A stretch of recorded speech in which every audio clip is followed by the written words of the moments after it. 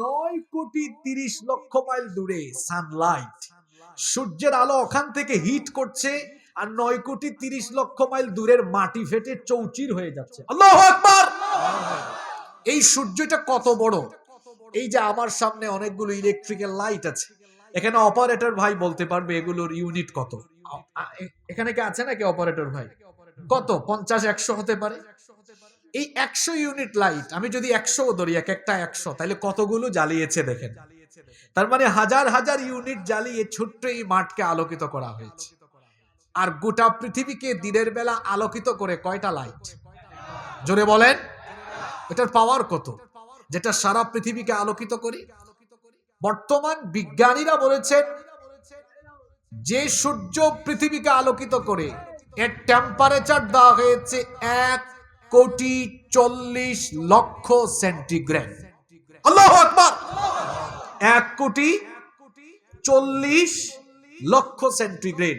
স্টুডিওতে যারা কথা বলেন, আমরা মাঝে মাঝে স্টুডিওতে কথা বলি ক্যামেরার সামনে, যখন অনেকগুলো লাইট থাকে, এসি বন্ধ থাকলে লাইটের কারণে ঘাম বের হয়।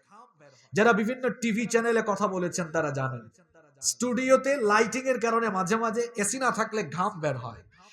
এই সূর্যের আলো 9,30,00,000 মাইল দূর থেকে আসতেছে, 1,40,00,000 সেন্টিগ্রেড। এটা আসে, সূর্যের আলো পৃথিবীতে আসতে সময় লাগে 8 মিনিট 10 সেকেন্ড। আর এই সূর্যটা কত বড়! বিজ্ঞানীগণ বলছেন পৃথিবী যত বড়, সূর্য পৃথিবীর চেয়ে তার চাইতে আরো 13 নয়, 13শত নয়, 13,000 নয়, 13 লক্ষ পৃথিবী যত বড়, একা এক সূর্য তত বড়। আচ্ছা, পৃথিবী কত বড়? আমরা যারা তালা, পাইকগাছা, সাতক্ষীরার বাহিরে যাই নাই, এখানে বহু মানুষ আছে যারা বাংলাদেশের সব অঞ্চলে যায় নাই। আলহামদুলিল্লাহ, আমাকে আল্লাহ বাংলাদেশের সকল বিভাগ এবং প্রায় জেলা ঘোরার সুযোগ আল্লাহ করে দিয়েছেন, আলহামদুলিল্লাহ। তো গোটা বাংলাদেশ ঘুরে দেখেছি, এটা খুব ছোট্ট একটা দেশ। এখন যিনি তালা বা সাতক্ষীরার বাহিরে যান নাই, তিনি তো জানেন না বাংলাদেশ কত বড়। এই বাংলাদেশ খুব ছোট্ট একটা দেশ। ওয়ার্ল্ড ম্যাপ, বিশ্ব মানচিত্রে বাংলাদেশের বি লিখারও জায়গা নাই। এত ছোট দেশে আমরা এত কামড়াকামড়ি করি। পার্শ্ববর্তী দেশ, প্রতিবেশী দেশ ভারত বাংলাদেশের চেয়ে আরো প্রায় 30-35 গুণ বড়। কানাডা বাংলাদেশের চেয়ে 90 গুণ বড়। আমেরিকা প্রায় 100 গুণ বড়। পৃথিবীতে আয়তনের সবচাইতে বড় দেশের নাম হলো রাশিয়া, যার আগের নাম সোভিয়েত ইউনিয়ন। এটি বাংলাদেশের মতো 160টা বাংলাদেশের সমান। পৃথিবীতে এইরকম 250টার বেশি দেশ আছে। এটা মিলে পৃথিবী নয়, এই 250টার বেশি দেশ মিলে পৃথিবীর স্থলভাগ, মানে মাটি।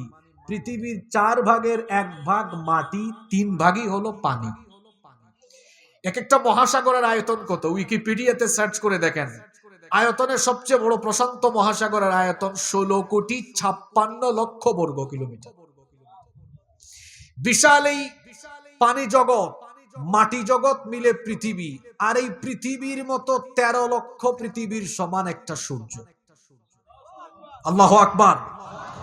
ওই সূর্য মাটি থেকে কত দূরে? 9 কোটি। চিন্তা করেছেন, 9,30,00,000 মাইল দূর থেকে হিট দেয়। এই হিট যদি সরাসরি আসতো, মাথার চান্দি ফেটে যেত আপনার, গোটা তালা জ্বলে পুড়ে ছাই হয়ে যেত, গাছপালা পুড়ে যেত। আল্লাহ কত দয়াবান, সূর্যের আলো সরাসরি পৃথিবীতে আসে না। বায়ুমণ্ডলে অনেকগুলো ফিল্টার আল্লাহ স্থাপন করেছেন। বিজ্ঞান বিভাগে যারা পড়াশোনা করেছেন তারা জানেন, বায়ুমণ্ডলে অনেকগুলো ফিল্টার আল্লাহ স্থাপন করেছেন। বিজ্ঞানীরা এগুলোর নাম দিয়েছেন ট্রাপোস্ফিয়ার, স্ট্রাটোস্ফিয়ার, আইনোস্ফিয়ার, ম্যাগনেটোস্ফিয়ার, এক্সোস্ফিয়ার। এরকম বিভিন্ন স্তর থাকায় সূর্যের আলো সরাসরি দুনিয়ায় হিট করে না। এই ফিল্টারগুলোতে সূর্যের আলো পিউরিফাই হয়। সূর্যের আলো পিউরিফাই হয়ে হয়ে হয়ে হয়ে যতটুকু আলো পৃথিবীতে আসলে গাছপালা, উদ্ভিদ, প্রাণী সবাই বেঁচে থাকবে, ততটুকু আলো আল্লাহ দয়া করে পৃথিবীতে দান করেন। ওইটাও যখন মাঝে মাঝে একটু আমাদের পাপমাত্রার কারণে তাপমাত্রা বাড়ে। আপনাদের কি মনে হয় তাপমাত্রা এমনি এমনি বেড়েছে? আমাদের পাপ মাত্রা বেড়েছে, তাপমাত্রাও কি? আমাদের পাপের মাত্রা কমতো? জোরে বলেন। নামাজ কম না বেশি? চুরি ডাকাতি কম না বেশি? আরে যাদেরকে চুরি ডাকাতি, রাষ্ট্র থেকে চুরি ডাকাতি নির্মূলের দায়িত্ব দেওয়া হয়েছে, ওরা নিজেরাই এক একটা বড় বড় চোর হয়ে আছে। এরকম এক ডাকাতের, ওকে চোর বললাম না, ডাকাত বললাম, এরকম এক ডাকাতের কাহিনী বাংলাদেশের মানুষ পত্র পত্রিকায় পড়ছে। আমি তার নাম বললাম না, পত্রিকার রিপোর্ট গুলো পড়েছি আমরা, দেখেছি বলা হয়েছে তার সারা জীবনের বেতন ভাতা মিলে হয় 1,90,00,000 টাকা, অথচ তার সম্পদের পরিমাণ 1000 কোটির উপর। কি ওই আল্লাহর ওলির নাম জানেন তো আপনারা? নজিরবিহীন, নজিরবিহীন। তো যাদেরকে দায়িত্ব দেওয়া হয়েছে চুরি ডাকাতি নির্মূলের জন্য, এটা আমাদের কথা নয়, পত্র পত্রিকার মারফতে আমরা জানছি নিজেরাই তারা বড় বড় চোর হয়ে বসে আছে। পাপ মাত্রা যখন বেড়ে যায়, ওই জমিনের উপরে তাপমাত্রাও, জোরে বলেন। আমি বলছিলাম কিয়ামতের ময়দানের কথা। দুনিয়ার ময়দানে সামান্য একটু বেড়েছে, মানুষ স্থির না অস্থির? জোরে বলতে হবে। 9,30,00,000 মাইল দূর থেকে সূর্য হিট দিল, আপনি অস্থির হয়ে গেলেন। আমার বাবারা, আমার মায়েরা, ভাইয়েরা, বোনেরা শোনেন, কিয়ামতের ময়দানে ওই 9,30,00,000 মাইল দূরের সূর্য মানুষের মাথার একেবারে নিকটবর্তী চলে আসবে। এই সূর্য যখন মানুষের মাথার একেবারে নিকটবর্তী চলে আসবে, অবস্থা সেদিনে তো ভয়াবহ হবে। সূর্যের প্রচন্ড তাপে জমিন, কিয়ামতের ময়দান তখন তামার জমিনে পরিণত হয়ে যাবে। গুনাহগার পাপী তাপীদের মাথার চান্দি সেদিন ফেটে যাবে, মাথার চান্দি ফেটে মগজগুলো উতরাতে থাকবে। এই ভয়াবহ পরিস্থিতি আমি কোন উপমা দিয়ে আপনাদেরকে বুঝাবো আমি জানি না। মহিলারা যখন চুলায় ভাত রান্না করে পানি গরম হয়ে গেলে যেমন চালগুলো উতরাতে আরম্ভ করে, সেদিন কিয়ামতের ময়দানে সূর্যের প্রচন্ড তাপে গুনাহগারদের মাথার চান্দি ফেটে মগজগুলো উতরে উতরে গলে গলে বেয়ে বেয়ে পড়তে থাকবে।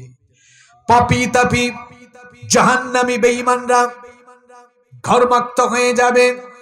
কেউ হাঁটু পর্যন্ত ঘামাবে, কেউ কোমর পর্যন্ত, কেউ বুক পর্যন্ত, কেউ বা আবার ঘামের মধ্যে সাঁতরাতে থাকবে। মানসিক ভয়াবহ পরিস্থিতি সেদিন পর্যবেক্ষণ করবে। টিউবওয়েল নাই, নদী নাই, কুয়া নাই, সাগর নাই, হাউজে কাউসারের পানি ছাড়া সেদিন কোনো পানি নাই। পিপাসার যন্ত্রণায় মানুষের জিহবাটা বের হয়ে পাপী তাপী জাহান্নামী বেঈমানদের জিহবাটা বের হয়ে কুকুরের মতো নাভিস্থল পর্যন্ত ঝুলতে থাকবে। আল্লাহু আকবার। গাছপালা উদ্ভিদ কিছুই সেদিন থাকবে না।